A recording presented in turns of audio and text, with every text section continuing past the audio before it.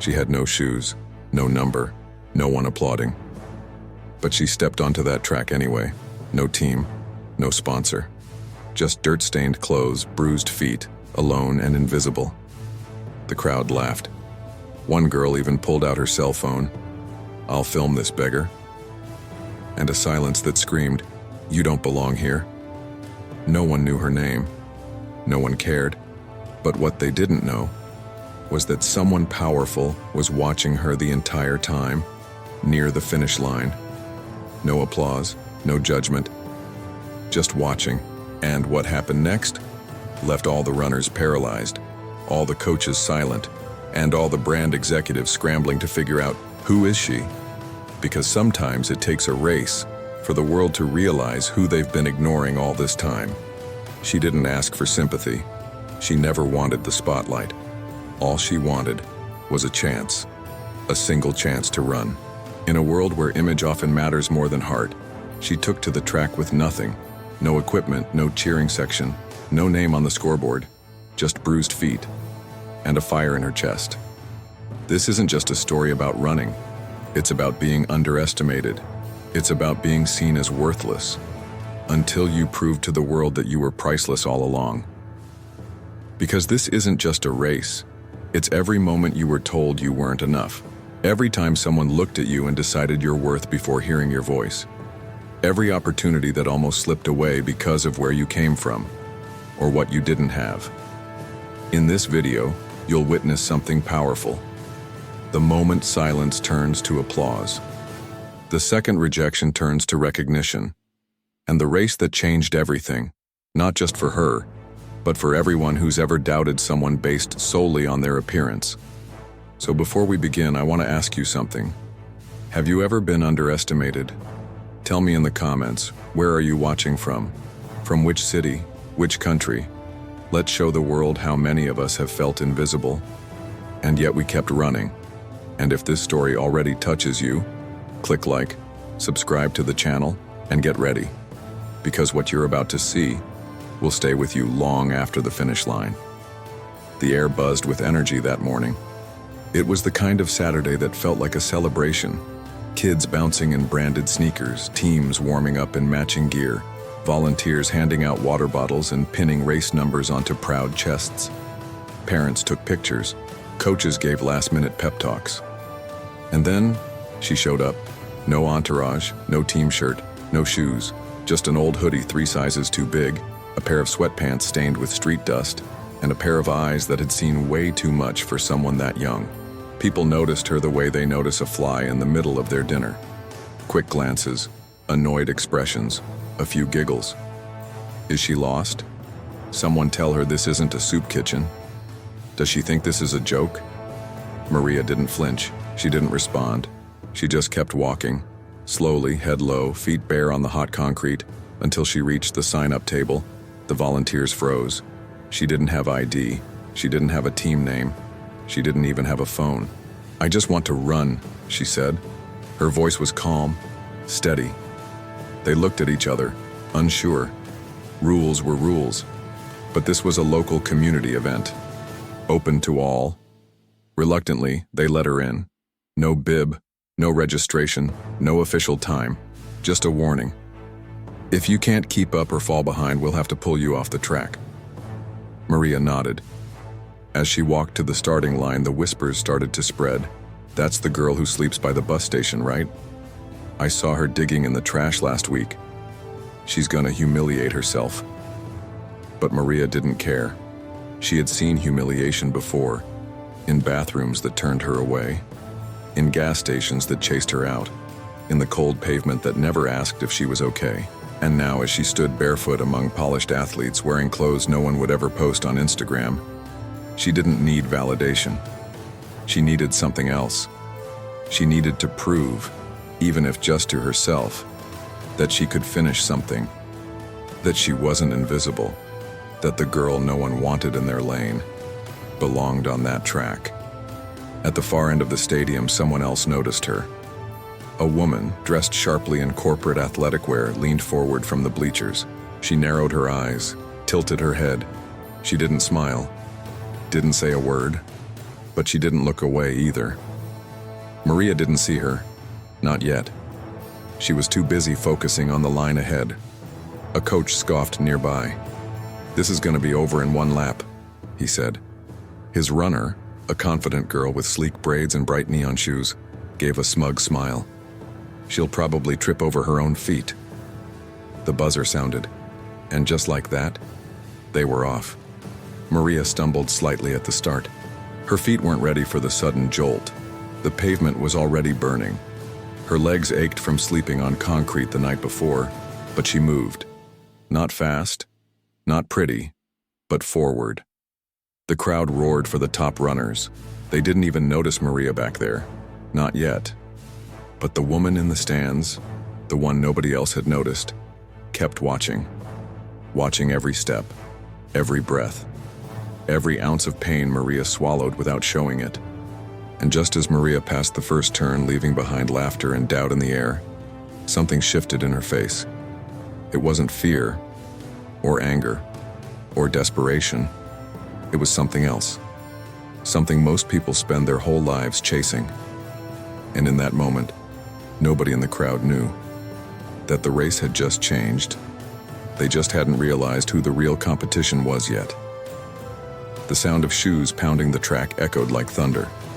A rhythmic, confident cadence, but beneath it all there was something else. A soft, irregular slap. Skin against concrete. Maria. She didn't run like the others. There was no explosive start, no perfect stride, no professional posture.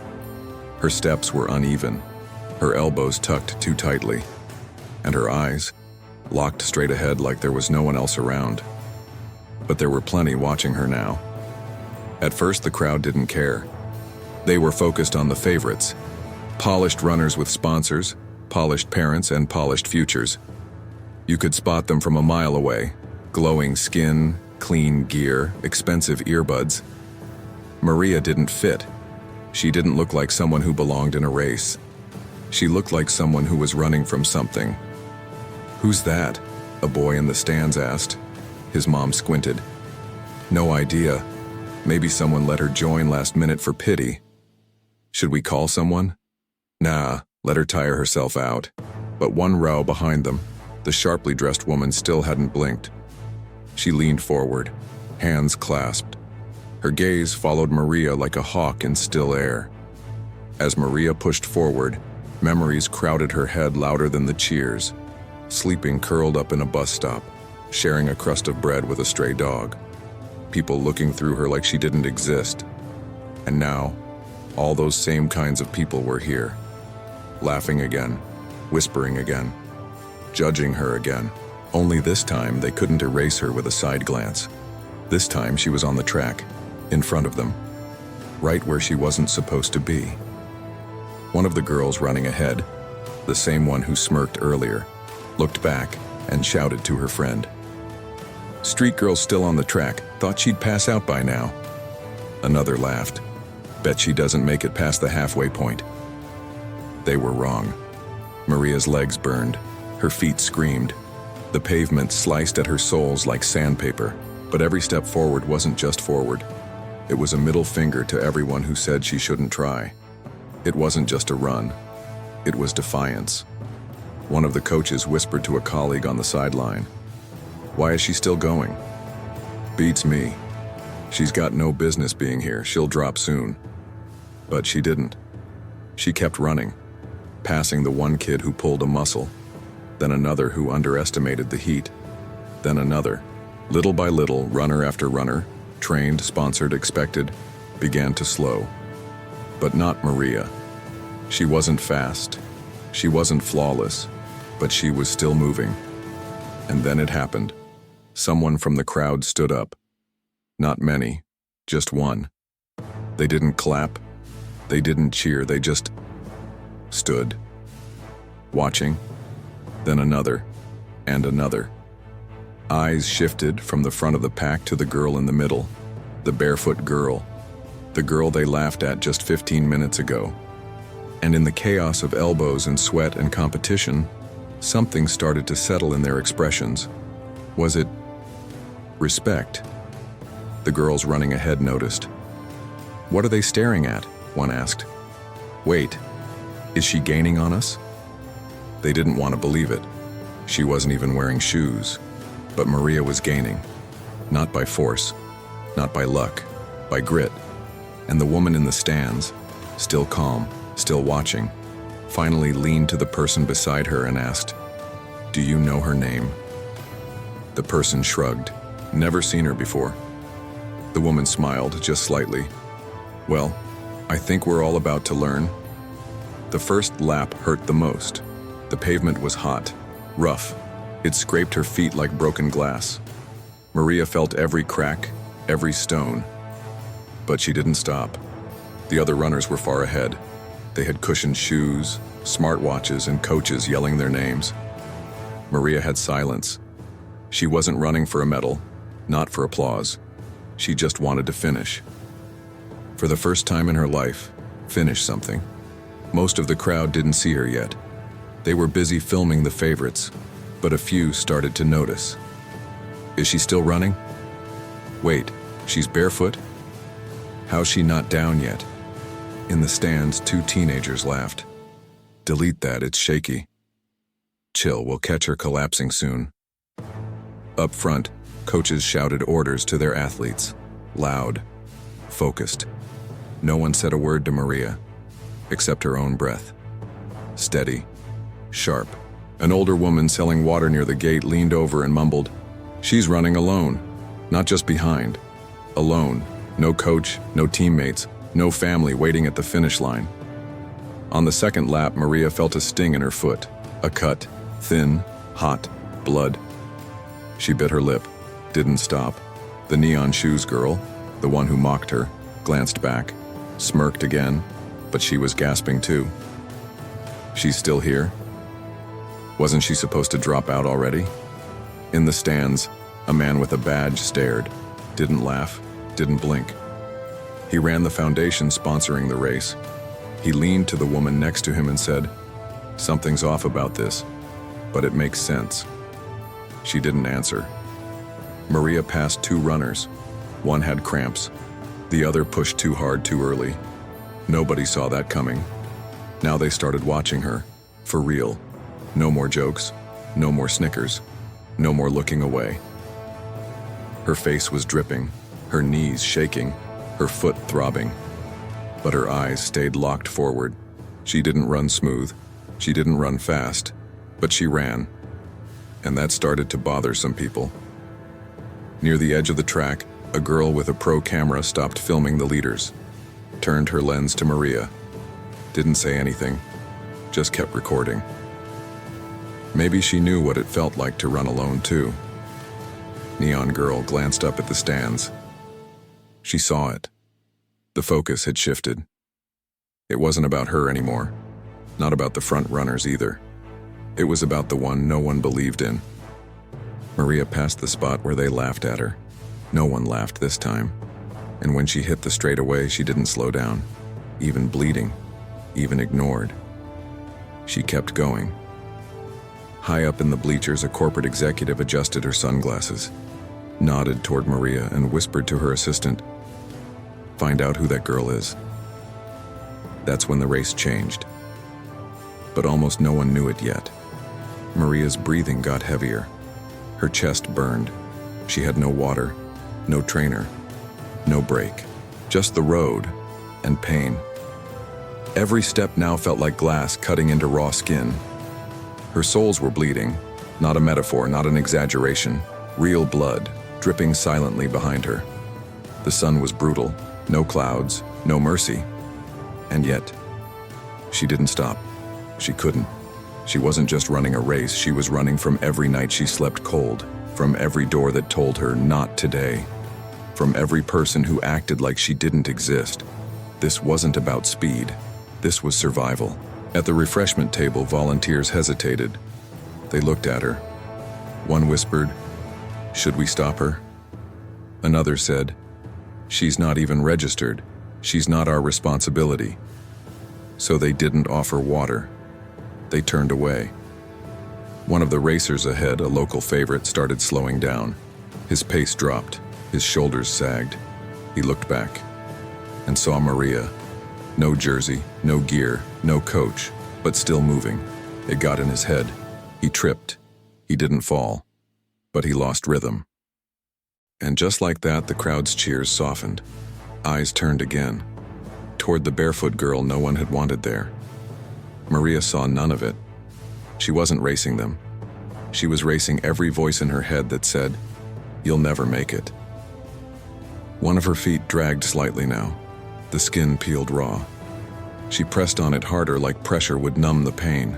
It didn't. She limped forward anyway. Back at the bleachers, the executive from the brand watched quietly. She leaned into her phone and started typing notes.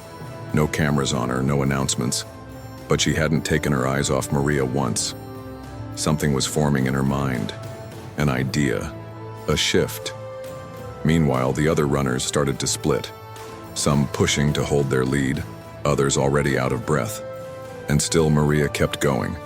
She was dead last. But she was the one people were watching now. In the crowd, a mother turned to her daughter and whispered, "That's what strength looks like." The girl didn't answer, just nodded, eyes wide. She wasn't watching the winners anymore. She was watching the one who refused to quit. A few spectators began to clap, small, quiet, not for the front, but for the fight. The girl with no name was becoming unforgettable. At the final curve, Maria's legs nearly gave out. Her body told her to quit. Sit down, collapse, you've done enough. But she clenched her fists and said something under her breath. No one could hear, but they could see it in her face. She wasn't stopping until she crossed that line, even if it meant crawling.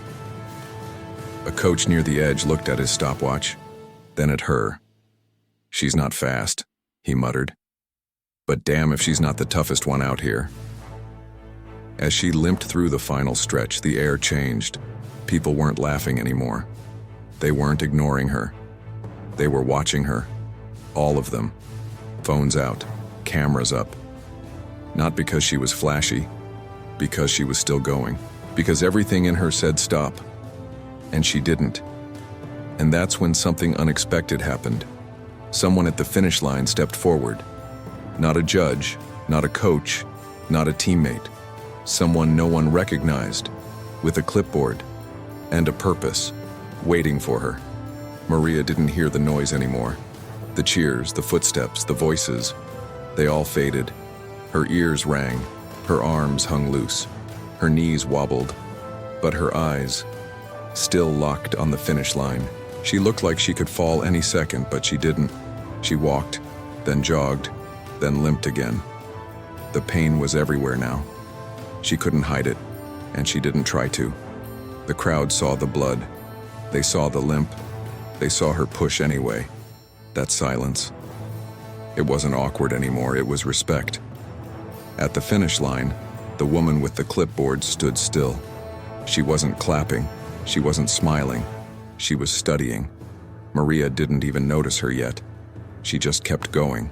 One step, one grimace, one breath at a time. Then, the line. She crossed it. Not with arms raised, not with celebration. Just a quiet, broken stride. And then she stopped and stood still. People waited for her to fall. She didn't. The girl with the camera stepped forward. "Hey, what's your name?"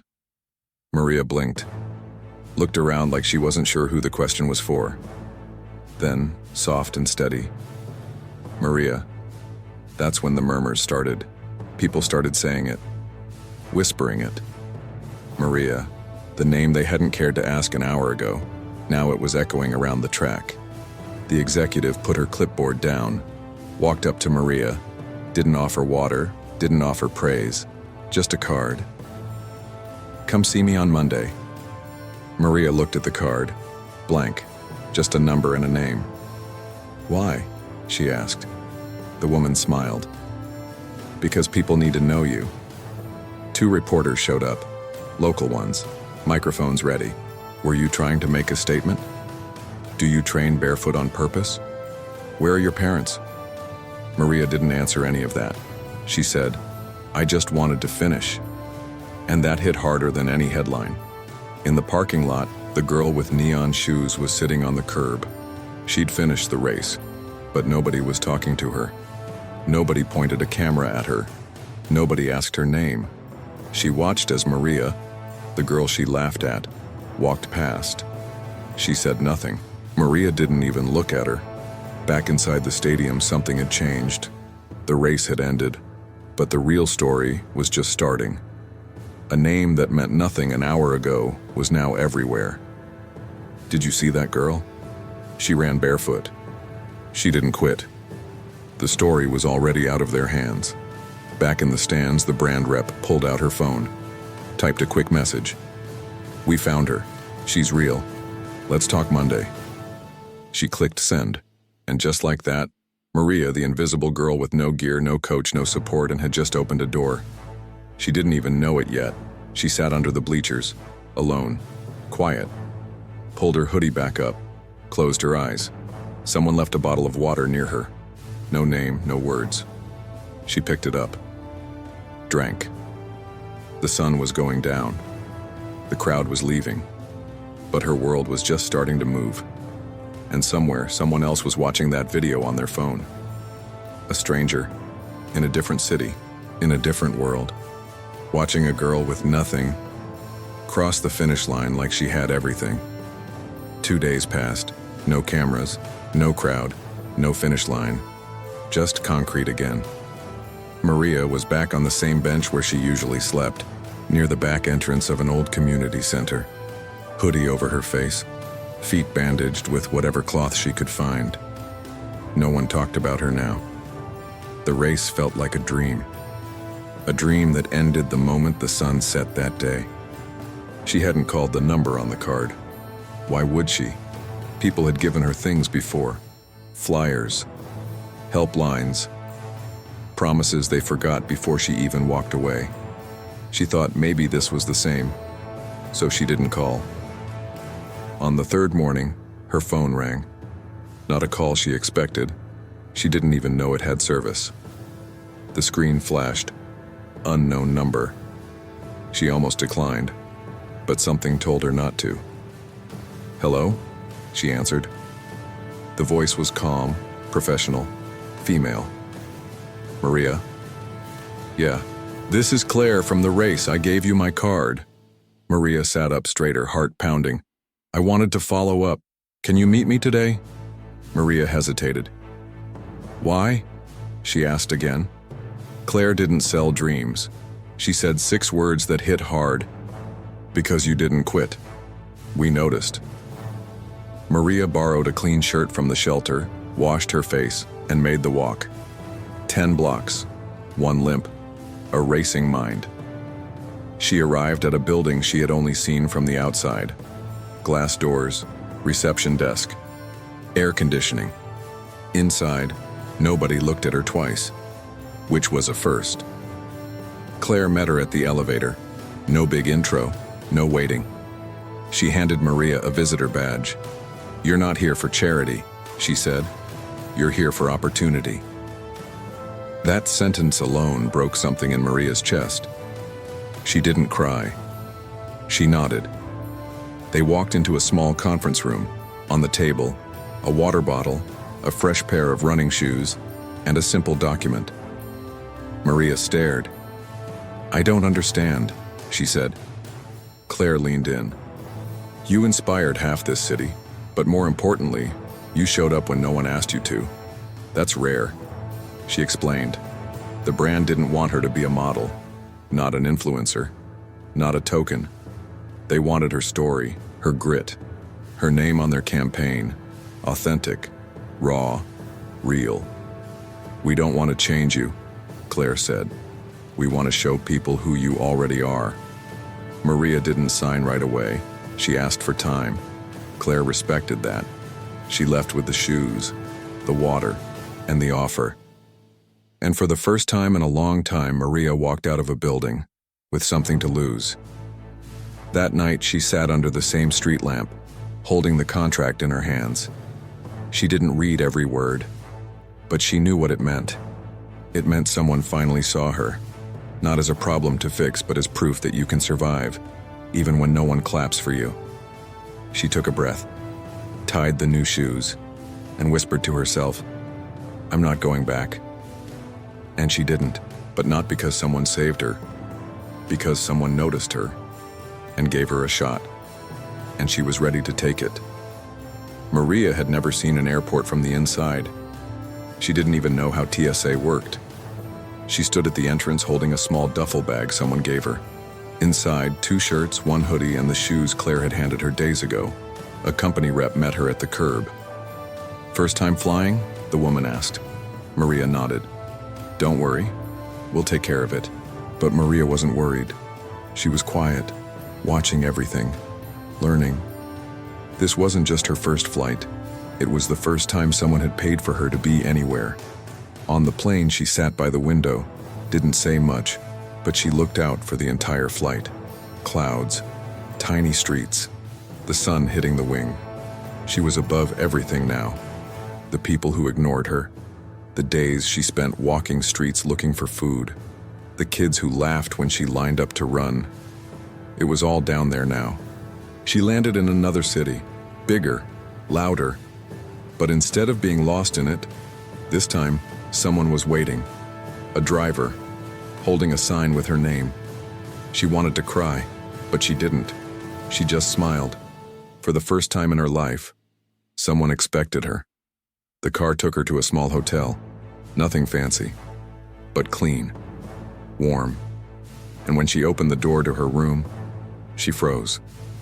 Bed, blanket, bathroom, her own towel, her own space. She didn't move for a full minute. Then she sat on the bed. It didn't creak. It didn't smell. It was just hers.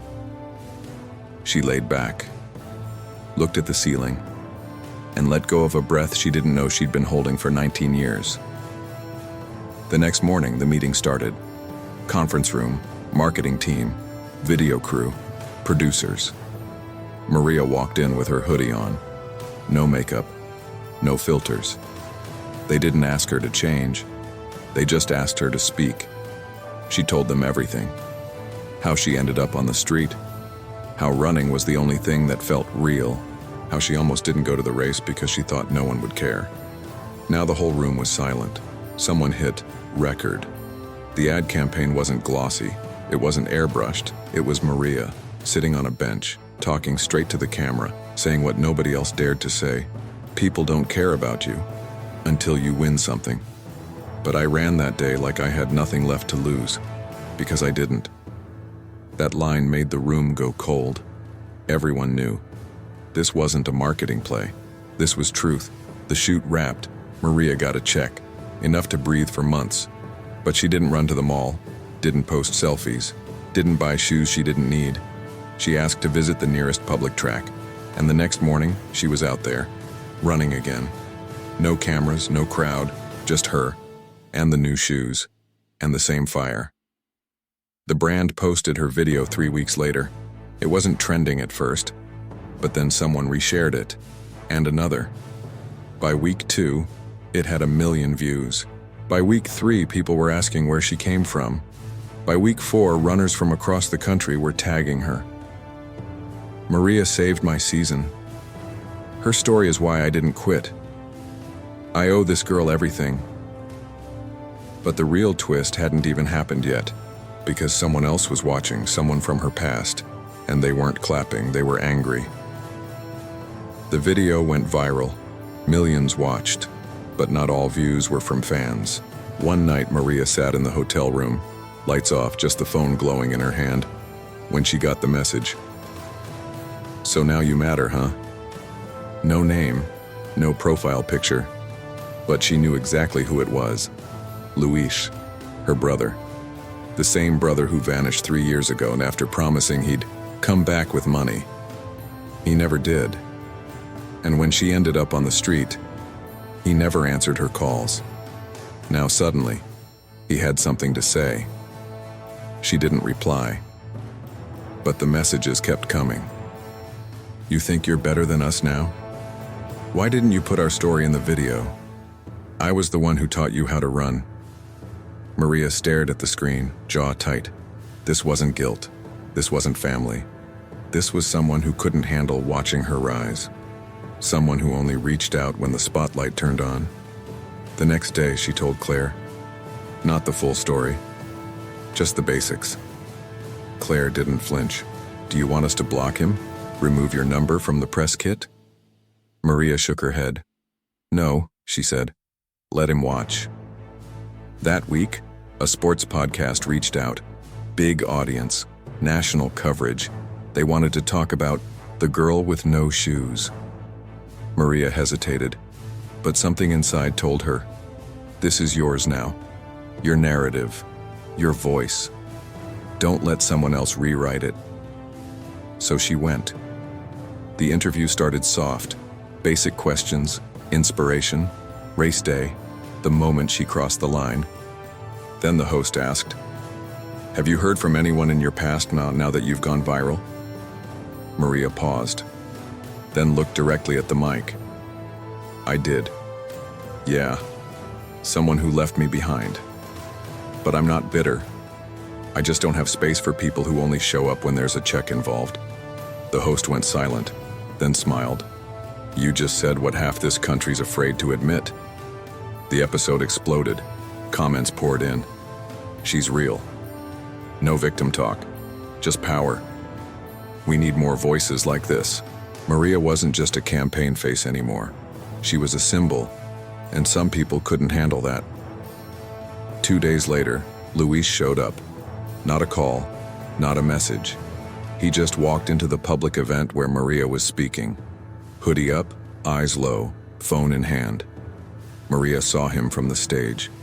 Their eyes met, and she kept talking, like he wasn't even there. Afterward, he approached her. Can we talk? She looked at him for a second, then said, calm and quiet, you left when I needed you. You're only here now because I don't. He opened his mouth, but nothing came out.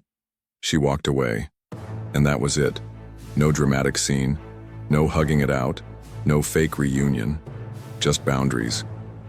Later, in a hotel hallway, Claire stopped her. You okay? Maria nodded. I thought it would shake me, but it didn't. I think I finally get it. Get what? Claire asked. Maria smiled. That sometimes, the hardest part of becoming someone is realizing who doesn't get to come with you. A month passed. The buzz slowed down. The headlines faded, but Maria wasn't chasing attention anymore. She was training again, quietly, focused, running because she wanted to, not for cameras, not for likes. She had her own apartment now, small, clean, safe. 4 walls she could finally lock. A key she didn't have to return. Most nights were quiet. Just her, a notebook, and silence she never used to afford. One evening, a plain envelope showed up at her door. No return address, no logo, just her name. Handwritten. She opened it slowly. Inside, a letter, folded, ink slightly smudged. And as soon as she saw the first line, her hands stopped moving. To the girl I failed. Her stomach dropped. It wasn't from Luis, it was from her mother. Maria hadn't seen her since she was 14. Not since the day police showed up at their apartment and she was placed into temporary care. Her mom had a problem. Not one you could fix with hugs. One that came in bottles, then pills, then nothing at all. Maria bounced between homes. Some kind, some cold. And she stopped expecting apologies long ago. But this letter, it didn't ask for forgiveness. It told the truth. Her mother wrote about the nights she sat in shelters, looking for Maria's name online. How she watched the race video from a library computer, headphones on, tears streaming in silence. I didn't raise you, the letter read. But somehow, you raised yourself. Maria read it 3 times, then folded it back slowly. She didn't cry. She didn't smile. She just stared at the page like it was something she'd been waiting for, but never thought would come. There was no address, no number, Just one sentence at the end. If you ever want to find me, I'm sober now. I work at the community kitchen on 9th Street. I'll be there, whether you come or not. Maria didn't sleep that night. She went to the track in the morning, ran 5 miles, barefoot, then walked home. Still didn't decide. 2 days later, she stood in front of the kitchen, hands sweating, breathing short. She didn't know what she was hoping for. Closure, answers, nothing. She almost walked away. Then someone stepped outside to take the trash. A woman, thinner now, hair pulled back, apron tied tight. Their eyes met. Neither of them spoke. Maria didn't run. Her mother didn't beg. They just stood there for a full minute. Then the door creaked shut. Maria turned, walked away, didn't look back, didn't need to. That night she opened her notebook, wrote one sentence. Not everything broken has to be fixed. Some things just need to be let go. Claire called her the next day. We got another invite. This one's international. They want you on a panel. Theme is silent strength. You in? Maria didn't even pause. I'm in. She'd never been out of the country, never owned a passport. But now, her name was opening doors in places she never dreamed she'd see. Before she packed, she slid the letter back into the envelope, taped it behind her closet mirror. Not to forget it, but to remember how far she came without needing closure from anyone. Just grit, and time, and her own damn will. She tucked the letter behind the mirror and stood there for a moment staring at her own reflection. Not the same girl anymore. Not invisible. Not begging. Not chasing anyone's approval. For the first time, her past didn't define her. It just reminded her where she never wanted to return. That night before bed, she set a reminder on her phone. Flight tomorrow, 7:45 a.m., first panel, speak truth. She closed her notebook and zipped her bag shut, and right before turning off the light, her phone buzzed again. Unknown number. One text. I saw the video. I'll be there. No name. No explanation. But it wasn't Luis. It wasn't her mom. It was someone else. Someone she hadn't thought about in years. Someone who didn't belong at that panel, but was coming anyway.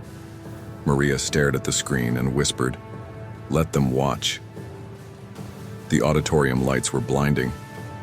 Not because they were too bright, but because Maria wasn't used to being looked at like she mattered. Rows of journalists, executives, young athletes, even a few celebrities mixed into the crowd. It wasn't her world. Not yet. But she stepped forward anyway.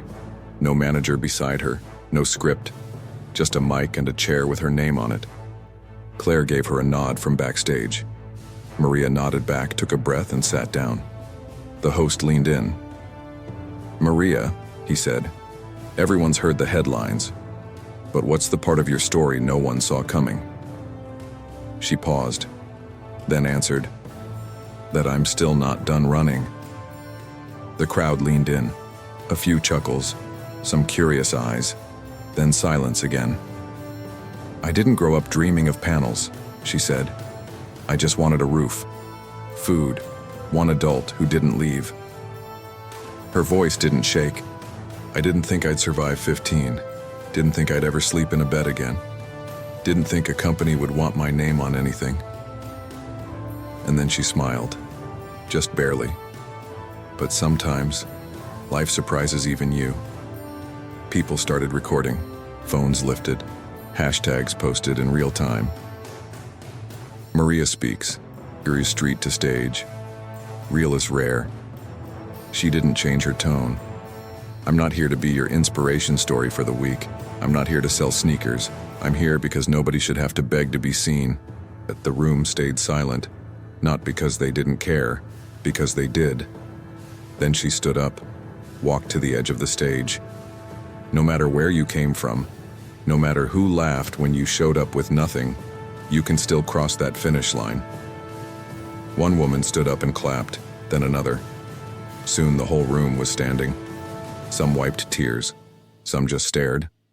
Some weren't sure why they were clapping, only that it felt right. Maria didn't cry. She didn't even smile wide. She just bowed her head and walked off the stage. Backstage, Claire waited with a towel and a bottle of water. "You killed it," she said. Maria shrugged. "I just told the truth." Claire nodded. "Sometimes that's enough." As they left the venue, Maria checked her phone. Another text, same unknown number. This time it read, "Let's meet. I owe you everything." She didn't reply. She didn't need to, because this story wasn't about them anymore. It was about her and the world she was building. One step, one race, one truth at a time. In the car, Claire asked quietly, "What's next for you?" Maria stared out the window, then said, "The same thing I've always done. Run toward whatever they say I can't have." The screen fades to black. Soft piano music plays, and then a line appears. "Sometimes you have to run without shoes to prove you were never empty-handed." If this story moved you, share it with someone who needs to hear it. Tell us in the comments, what city and country are you watching from? We read everyone. Subscribe for more true stories that don't just inspire, they change you. There's more waiting in the next video. Click the link in the pinned comment, because the next story might just be yours.